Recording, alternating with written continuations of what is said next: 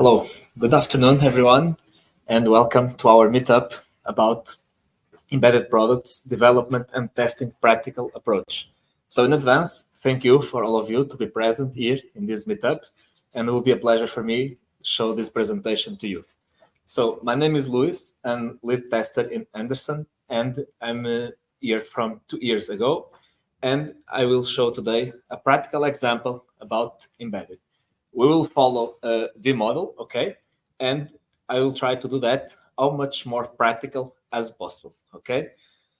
I choose a really simple example to allow you understand better the concept and avoid that the complex and advanced topics mix it. So I hope you like, and let's start. So at first, I would like to present you the agenda for today. First, I will present you the product overview. So today we will develop here together a prototype of a product. So I will present in the practical application what is expected to be done with this and what requirements and other things we will apply. Then we will go to the first phase, requirement analysis. In this phase, we will define some requirements to our product, understand a bit what are good requirements, so well documented or not, and try to do here interactive and practical. So then we will go to software and hardware system architecture, and we will see some examples of design architecture for this kind of products. After that, the component design. So we will have a look on each component from the developer point of view, and then implementation of the software and hardware. We will do it today here, build and assemble the software and hardware, change some parameters, and understand how it impacts our system and our product. In the end, we will go for testing examples. We will move around the different levels of testing, unit testing, integration tests, and system tests. In the end, we will talk about conclusions and future work that can be done and applied in this product. And in the last phase of our meetup, we have the questions and answers part where you can ask about everything and clarify all questions that you have. So let's start for the first phase about product overview. As I told you today, we will develop here a product. So I choose a simple one with a simple functionality to be absolutely clear to understand. And the product is this one. So we will create a simple embedded prototype to use in the vegetable garden, okay? I guess all of you know that we have some kind of animals that destroy our vegetables on the garden, and you need to save them. So I bring this example, and the product should do something like wherever an animal is detected, an irritating sound is produced to scare the animal away. So I guess it's simple, the concept, or you have any doubt about the product? So the product already exists with more functionalities. Normally the products have some kind of sensors that detect the animal, sing some kind of sound and light. But in this case, for our meetup, we only do a simple case and a prototype about detection and sound to outside. And this is the goal of this product. So as I told before, we have here the phases that we will follow. First, on the left side, we have the development activities, as you know, requirements, architecture, and components. And in the other side, testing activities, unit tests, integration tests, and system tests. Here, between component and unit tests, we will have a demonstration about the development and code and hardware in real time in the meetup. So, to start, first phase, requirements. As we saw before, here is the first phase on the left side. Here it will be sequentially, but as you know, it is not waterfall, okay? It's mixed, and in the real projects, we are in different phases, and some of them happens in parallel. But in any case, to be more simple, in this meetup, we will do it sequentially. So, about the requirements, we have some tasks that we need to perform.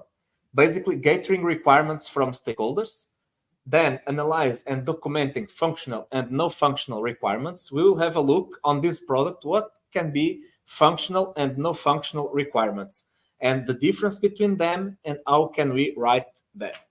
Conducting meetings to clarify and validate requirements. It's simple, but sometimes it's really important to have these kind of meetings with different roles involved on this task to make sure about the clear understanding and other parts of the requirements. And in the end, agreement and approval of requirements with all stakeholders. And the roles involved on this phase are requirement analyst for sure, client and stakeholders, software developer for technical consultations, and tester to ensure the stability of requirements. And here we have some kind of perception about test early and involvement of testers in early phases of the project. It's an example of that. So here we have functional requirements and no functional requirements. As you know, functional requirements are related what the system should do. So focus on the system functionalities, focus on specific behaviors and features, and are tested through functional tests, unit tests, integration tests, and system tests, for example.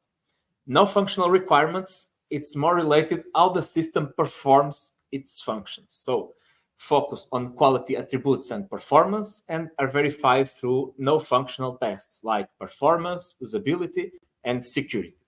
So two types, and we will have a look with a practical case for each one of them. But before it, we need to understand and at least have some perception about the good practices and characteristics from requirements. For example, when we are writing requirements, we need to take care that they should be clear and concise and easy to understand. Measurable, so if it's possible or not, measure the requirement, if it's met or not.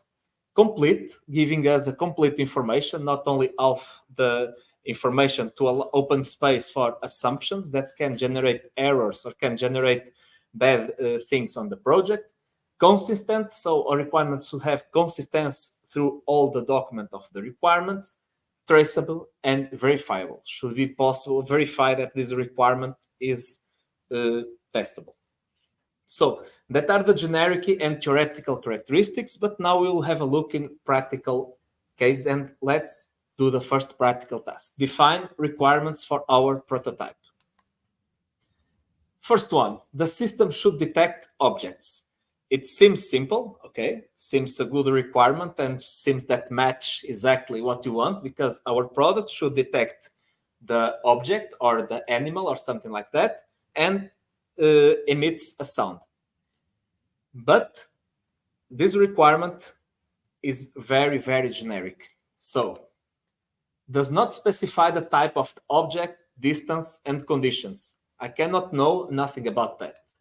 Also, it's not possible to verify if the requirement is met. When I know that the requirement is met, when should I detect? Close, far? I don't know. Here is the example, how should we write correctly this requirement. The system should detect solid objects up to a distance of 0.4 meters using an ultrasonic sensor. Look that we have type of object, solid objects, distance 0.4 meters, and conditions using the ultrasound sensor. All is filled and is possible to check if it's met with testing and with this data completed. Are you understanding well the difference of them?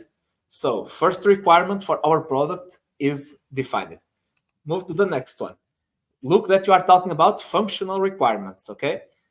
The system should emit a sound when an object is detected. Similar case, generic, without complete information, and not possible to understand if it's met this requirement. Does not specify the type of sound or duration, what type of sound it will be. A long sound, a small one, will be done for some electronic device, manually, we don't know. And also, it's not clear when and how the sound should be emitted. So the correct one, the system should emit a buzzer sound signal for 2 seconds when a solid object is detected within 30 centimeters of range. Look that we have everything. Type of sound, buzzer sound, duration, 2 seconds, and when it should be emitted, when a solid object is detected within 30 centimeters of range. This is absolutely complete and match practically all the good practices in the requirements definition. Then we will start with non-functional requirements, okay?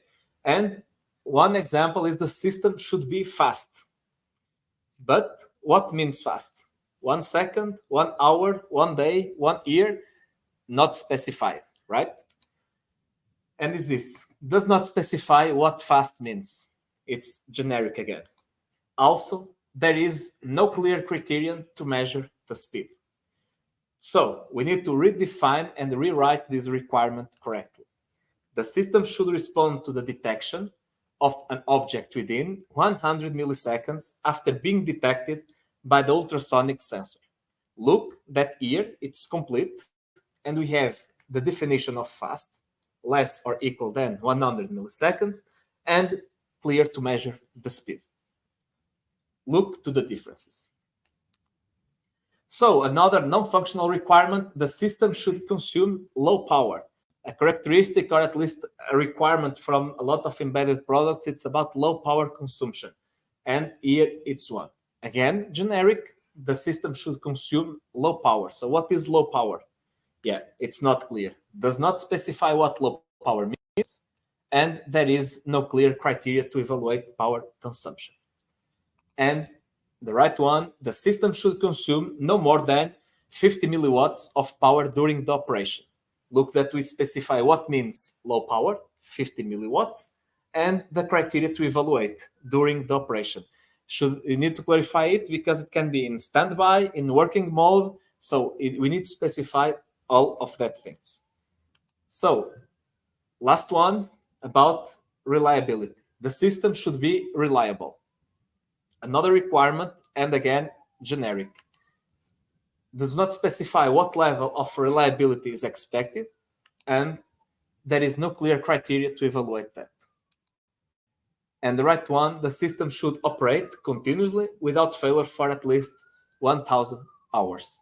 So here it's clear and it's possible to meet this requirement. So, and this small exercise that we did here about functional and non-functional requirement is related with the first phase, where we have these kind of meetings to understand if the requirement is testable, if the requirement is clear. We have a common understanding from the requirement, and the roles that are referred are involved on this kind of task. And by now, on this meetup, we will focus on two functional requirements. The first one, the system should detect solid objects up to a distance of 0.4 meters. And the second one, emit a buzzer sound signal for 2 seconds when a solid object is detected.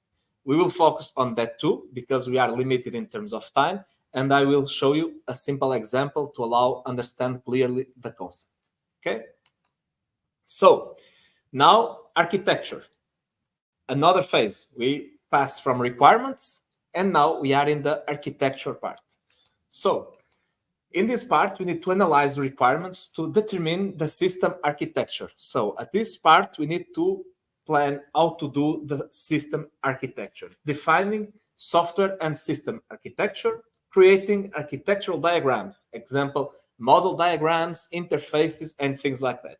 How the system will operate and how the different components will communicate and interact between each others. And the roles involved here are software architect, senior developer, and requirements analyst. By now, we will work on definition of architecture for our prototype. So here we have a model block diagram.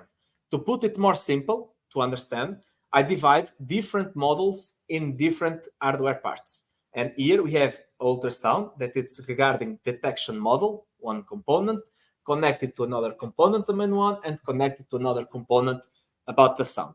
I will pass this hardware for you.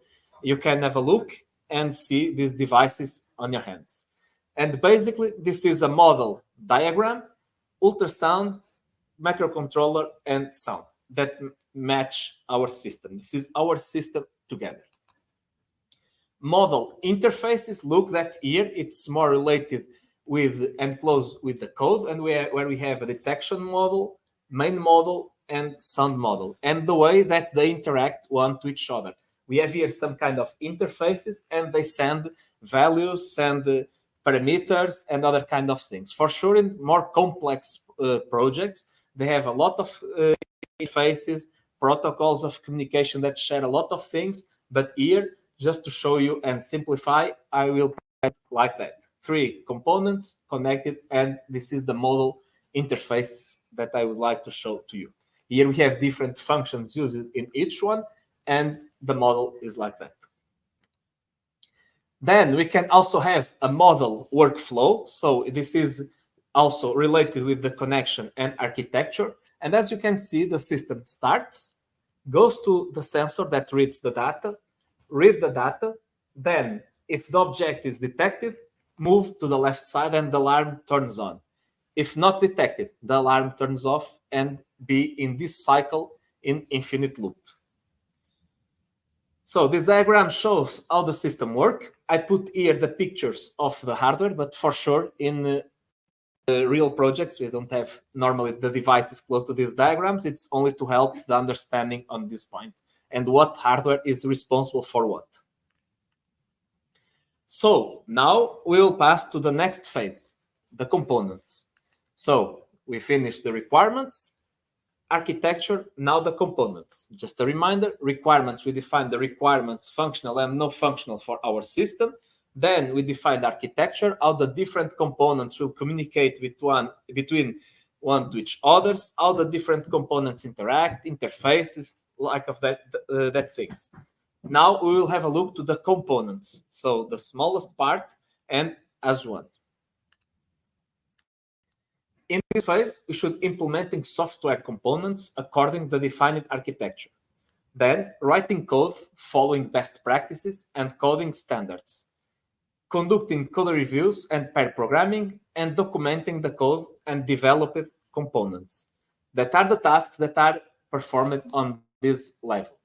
And the roles involved, software developer, software architect, and DevOps engineer. So now we will document the components for our prototype. Remember, we have the requirements already defined. We have the architecture. Now let's look to the components. First one, in terms of hardware, remember that for this example, I put this device connected for a component. This is a component responsible for detecting the object and is associated with ultrasound model. How it works? You can see here 2 parts like that.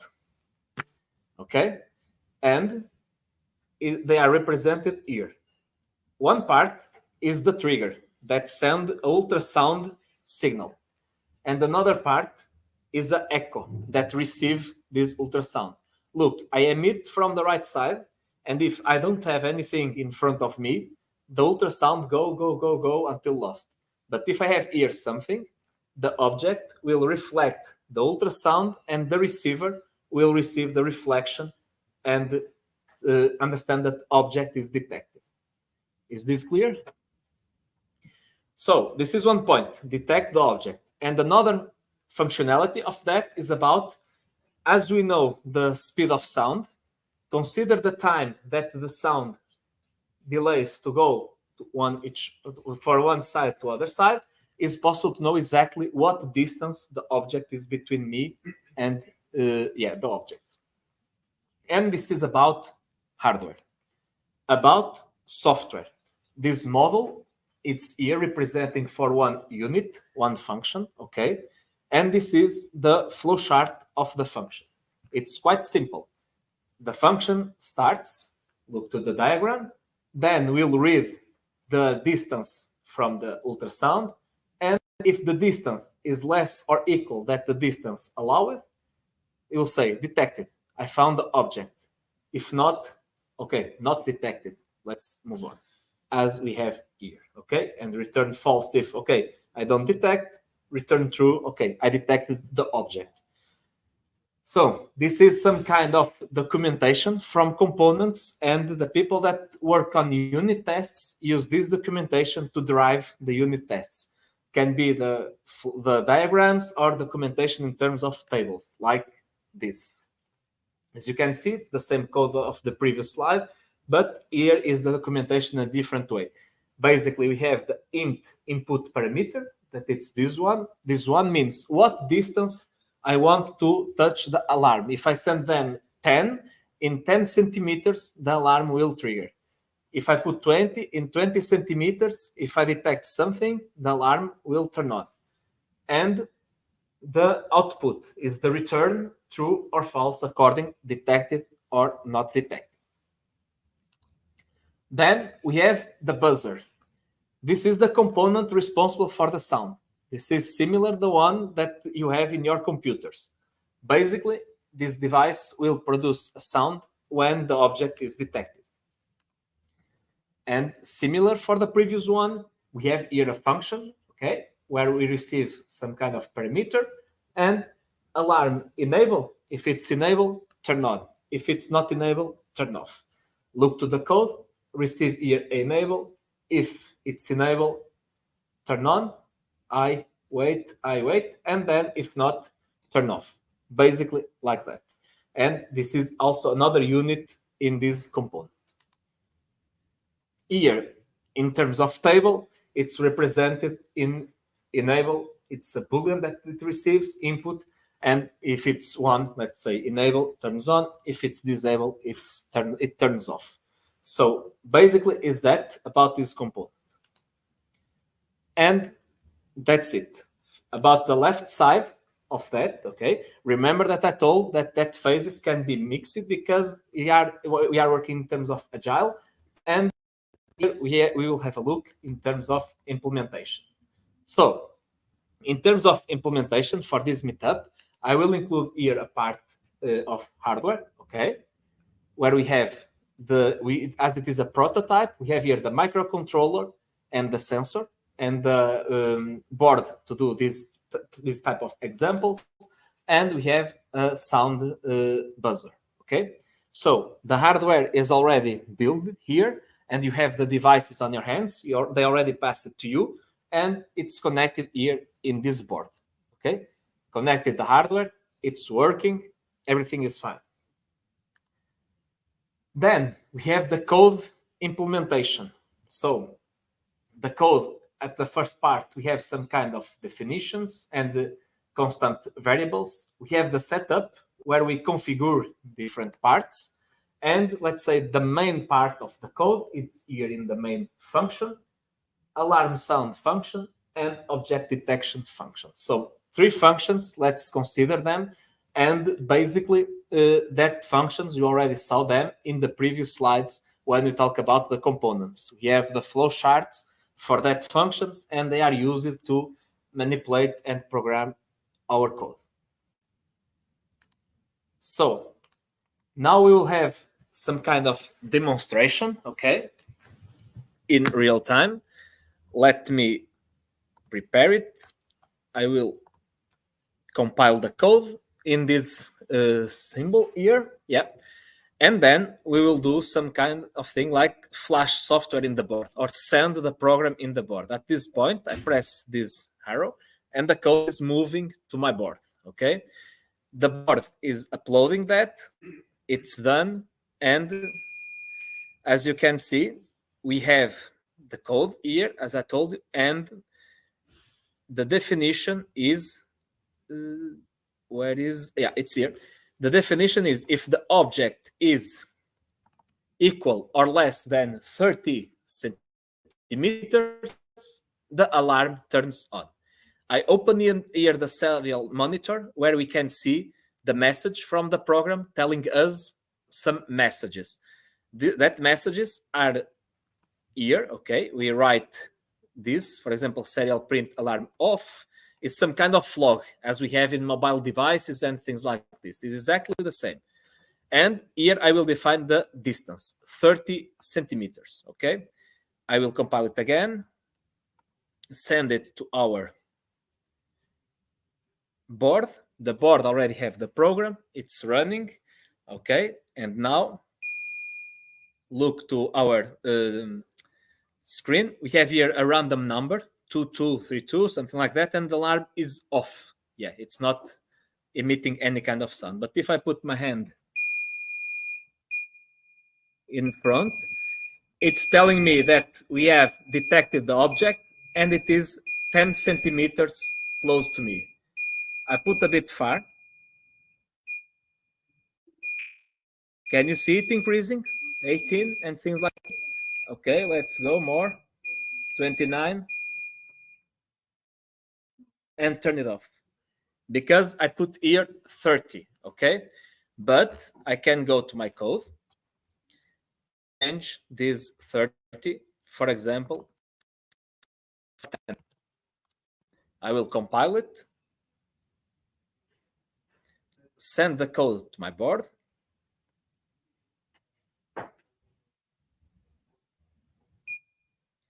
and now what's expected?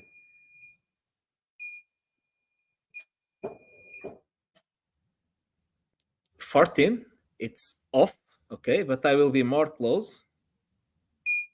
10,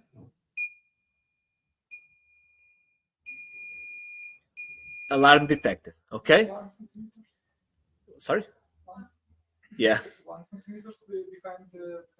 Yeah. So, in terms of, you can change a lot of things. You can change also the time of the sound. For example, we have 1 second. Let's put it half second.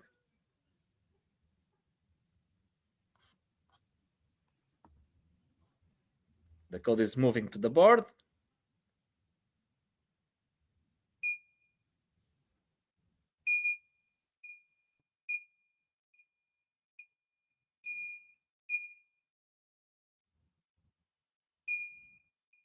Exactly different sound, and we can do another last test with 200 milliseconds.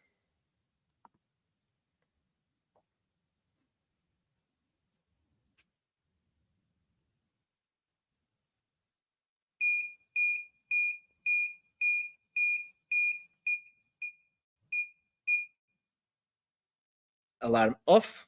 If I go a bit more far, more close, let's say, it turns on. So, and this is the demonstration that I would like to show you. You have the code, okay, using the IDE, you can program it, flash the board, and the board is running the code for us. Let me share again the screen.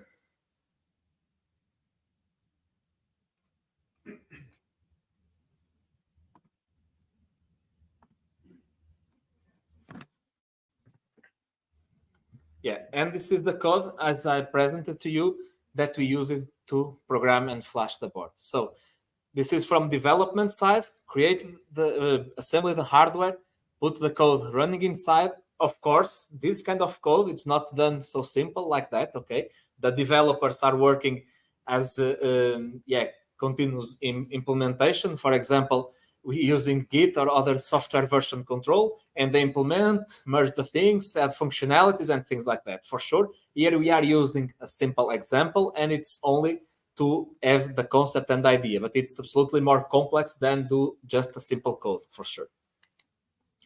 So then we will have a look for unit testing, is the low level of testing on the right side. And on this part, we should write unit test cases for each component. So it's matching the components phase from the development side, executing unit tests, logging and fixing bugs found during unit testing, and refactoring code as necessary based on tested results. Here are involved software developers and test engineers. Sometimes we have the question, who should do the unit tests? Developers, testers, both, how it should be. So, to be honest, I guess it depends on the project. I already worked in projects where the unit tests were done for developers, where unit tests were done by testers, and in some projects, the unit tests were done for both. The developers created the basic ones, and the testers go a bit more deeply in the approach, applying testing techniques and negative tests and things like that. So let's create unit tests for our prototype. Remember, unit tests focus on units. Units are functions. So our scope on this field is the function. Look to the functions. First one, the main function. As our scope is the function, I don't care about the other things out of that. And for the functions called inside of this function, I will create a stub. what is a stub? Stub is some kind of function created by me that will replace the original function. Instead, go to object detection. In this case, the code will go to object detection stub, and I can manipulate the return to manage in this if condition. Okay? Look, test case 1, code enter here, found this function, go to the stub and return true. If true, okay, it's true, enter on this part. The alarm sound is enabled, but this is other function. It's not in the scope of this one. So go to the stub and verify if this value is enabled. And if it is enabled, pass, else it failed. And with this test case, we cover this statement as green, but this is not covered because only pass on this part of the code. For that, we will do another test case. Enter here, the same, but look that in this case, return true in the first, but I manipulate for the second case to return false. And then we'll not enter here, but yes, in the second statement. And here we'll go to the stub, validate if it's disabled, and then test pass or fail if it's not working like that. And we consider this unit is validated with the basic tests. Of course, we can do it more validations and more complex things, but the basic one is this. Of course, we need to validate all of them. Second one, another unit, alarm sound, receive this parameter. So we need to call this function with true, enable should be true, and we'll enter in the first statement where we have digital write, delay, digital write, delay. We can confirm that functions are called. Normally the EDA use it for that helps, like Cantata, for example, or Google tests also help to check these calls. But for this simple example in the meetup, look to that as a level. And alarm sound, return true, true. If true, enter in the first statement and it's covered. Then we have the test case 2, where enter on this part, return false, in this parameter. If false, enter in the second part. And we got the full coverage on this part. So, last but not least, object detection function. Receive a parameter and also need some kind of manipulation inside. We will call this function with this parameter as 20, okay, here. And I will stub this ranging function to return 10. So distance will be 10, allowed distance will be 20. If distance, that is 10, less or equal distance allowed, so 10 less or equal to 20, yes. So it's true and enter on this phase. In this part, the objective is detected and return true. Okay. In another test case, it's called again with 20, but look the difference from 10 to 30. I am manipulating the functions called inside of the unit under test and call it with 20 and with 30. And distance 30 less or equal than 20, false. So enter in the second part and cover that parts, and we have full coverage on that. It needs to be done for all units. It seems simple, and with these examples, it's really, really simple.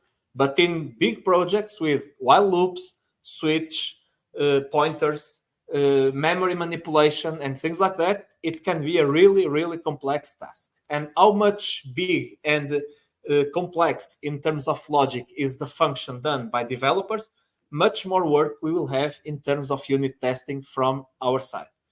Yeah, and this is one task done by developers, by testers in embedded projects, implementing tests, unit tests, by coding. Normally the language used is C++, but can be used in other kind of languages, and Google tests are the most common framework, at least from the projects that I work. So let's go to the second phase in terms of testing. That's integration. Look that we worked in unit testing across the component. Unit tests validate the units, functions, the small ones. Now we will have a look for integration tests. What it means? Integration is the connection between the different components. Look that it's in front of architecture, where we have the model, the interface diagram, and these kind of things. And the integration tests will be based on that. Here we develop integration test cases, setting up the integration test environment, executing integration tests to verify interactions between components, and logging and fixing identified defects. And the roles involved: test engineers, software developer, software architect, and DevOps engineer can help here in terms of integration, because sometimes that are complex things in terms of big projects, and for sure it needs some support for the one that it's absolutely involved and know deeply how the architecture is built and how the things are connected and should be set up. So now let's create integration tests for our prototype. So as I show you in the past, we have here the three components, okay? And they are connected to that interfaces. But in terms of integration, we will not validate the full system because it's the level up of that. I will got two components, detection and main component, and I will check this validation, okay? Only that. I will ignore completely the sound model. I can remove it from my hardware, okay? And will validate only that part. Test case one. Put the object at 10 centimeters of distance, okay? Put it here, and verify the value that I have in my console in the application. And here is the test case. Basically, the distance is read here, and I print the distance there. I put it in front of that. What it means? The sensor is looking and send to my sensor is looking and reading the distance, send it to my main model, and main model is printing it in the console. I'm validating this connection here, this interface. Another test case can be, for example, put 15 centimeters of distance and then validate by the same way. And with this, of course, I can do more exhaustive testing, but this is a simple way just to validate the communication connection and things like this. Of course, in big projects, we can use here communication protocols and things like that with a lot of more things to validate than it. Of course, we have three components, connections, interfaces. So this is done. Now we will have a look for the connection between main and sound model. So we forgot the detection. We can remove it out and check how they interact and communicate. Then we have the test case one, define the timer for 1 second. It's defined here, okay? And trigger the sound. And we should listen some kind of beep for 1 second.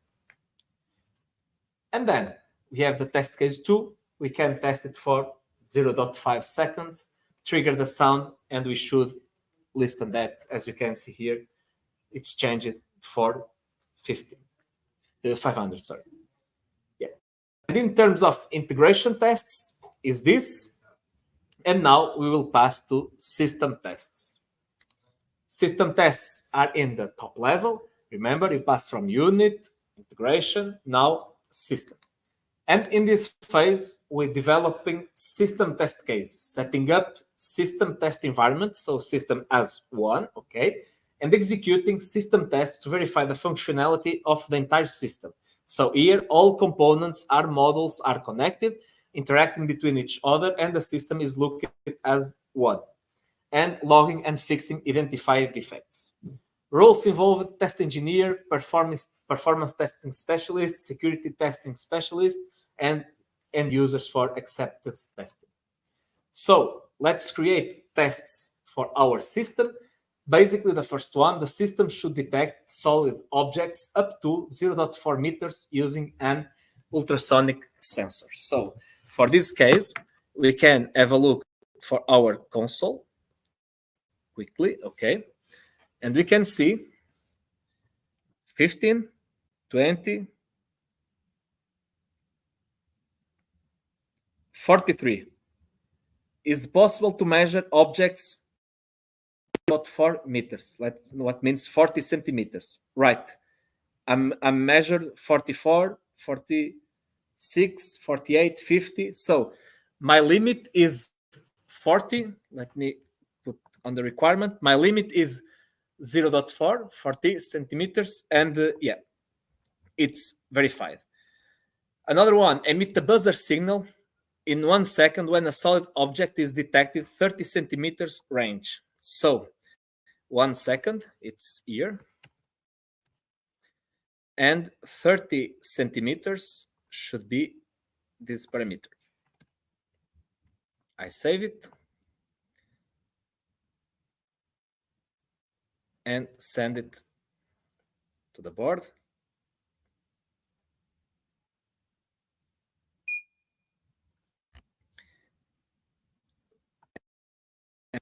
You can see in our window 1 second of sound, okay, and then in 30, 26 is detecting.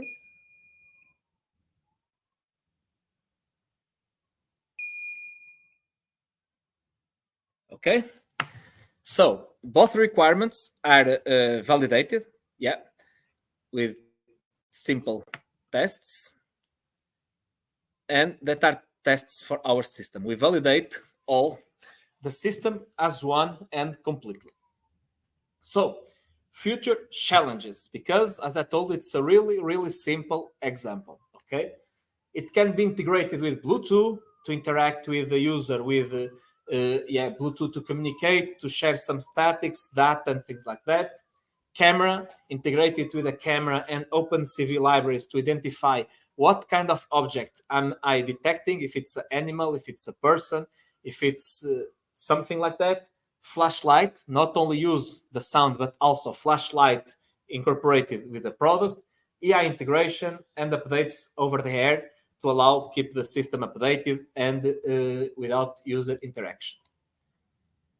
Conclusions. So critical importance. So it's about these kind of products in terms of embedded have a critical importance in terms of security and safety. More also when we are talking about critical safety environments like automotive. We found unique challenges in this field because sometimes the technically it's a bit hard to find solutions or to develop some approaches, and we found challenges also because of multidisciplinary fields that we have on this domain. We should apply effective approaches, some kind of modularity solutions, divide big problems in small ones to try to fix and separate the challenges. For sure, test benefits is a thing that it's important to highlight here. Start testing early in the beginning of the phases and work on this way. Make sure that the quality is the biggest as possible. Multidisciplinary knowledge. Here we are talking about different fields of knowledge in embedded, for example, security, electricity, communication, hardware, software, different programming language. So multidisciplinary teams are working on these products, and for sure they contribute for their realization. And real world impact. So normal sometimes, and a big part of the projects have an impact on the real world in automotive industry, kitchen, energy. So embedded systems are everywhere and you can see them in your daily lives.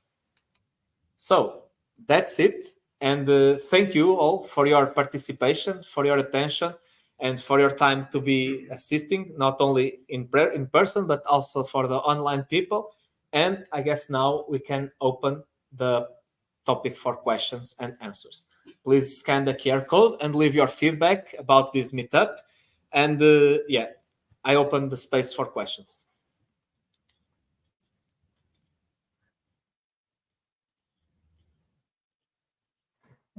Tell me please how this device detect this animal or anything else behind it. For example, it could be man, it could be spirit subject behind it. Yeah, it's a good question, and it's related with the future challenge that we have. This prototype is not good in terms of detection because it only detects that something is in front of the sensor. This device cannot recognize if it's an animal, if it's a child, if it's a man, if it's some ball or something like that that comes from somewhere. No, it only detects that something is in front of this. What can be integrated here is with the detection, integrate some kind of camera that look, and using OpenCV libraries, okay, it's possible to detect what am in front of me. And according that, will allow us to have a more efficient system, because it should not turn on the alarm if I have the woman in front of that, only if it is an animal that can destroy that. Yeah, it's a good question, and I hope I explain well. Thank you. Do you have more questions? Yes, Meteor Online is asking, great topic, thank you, Luis. And they often visit client sites to perform testing in place. What? Sorry. They often visit the client's site to run tests over there. That's what we I guess I understand the question. So about visit the client side yeah, to. as long as you're working with embedded systems, Yeah. Like how often do you visit clients to test the systems there? It's often to visit the client to in different contexts. So basically, we have a context when you visit the client, for example, to set up the project. You go for some client and understand, okay, what this client really wants, for example, unit tests, integration tests, test the hardware, what they want from our side. We go to the client, understand what they exactly needs, prepare the teams on our side, prepare the hardware in our lab, prepare everything, and then the client can bring us the hardware and test on our side. Another approach can be send resources to client side, where we go to them and work on their place and validate the things on that side.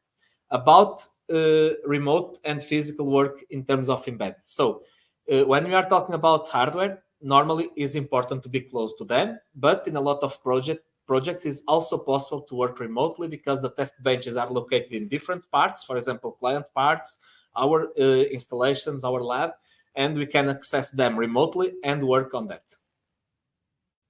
Thank you for this question. The other one is asking, why did you decide to talk about why did you choose the V model for this kind of example? Because in our agile sort of era, some different other more common models are used. Why V model? Yeah, I use the V model because it's the model recommended by ASPICE. That is one standard from automotive industry, a lot required nowadays in the market. And from the experience that I have, V model is one of the most models used in terms of embedded projects, at least in my experience. So I guess it's a good starting point for the ones that want to start in this area. But for sure, we have another methodologies that can be learned and studied. But I guess this one is a good thing to start. Because of that, I choose this for this meetup, as it is a meetup for, let's say, a simple level and practical one to keep closer and bring the people close to the topic. I choose a simple one. Thank you. Do you have more questions? Maybe one question. Is it possible to test weather conditions for embedded products? Because we installed somewhere outside, right, to detect the animals. I'm just interested, does it depend on weather conditions? Yeah, you mean about the weather, right? Imagine if the system work in the raining, in the sun. Yeah. So it's in the group of performance testing, so no functional testing. Okay. And for sure, you are right. This kind of system should pass in some verifications. And when you're talking about products that will go to the market, for sure they need to pass these parts. As I know, I'm not expert in performance tests, but as I know, it's possible to be done in our side. But I guess in big part of the projects, there are specific labs that they got the product, send the product to this lab, and the company pay for this certification, and they test it on their sites. For example, they have some kind of special machine where they put the device inside with 100 degrees and check what happens, and the negative degrees, for example. Also about pressure, also about vibration, a lot of tests on this way. But some companies have these equipments and do it in their side. Another ones send it for others and they do in their sides, and they say, okay, pass all the tests, it's ready for the next phase. Thank you.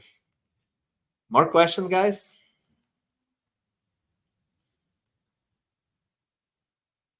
Okay. So, Pavel, do you have any questions from the chat?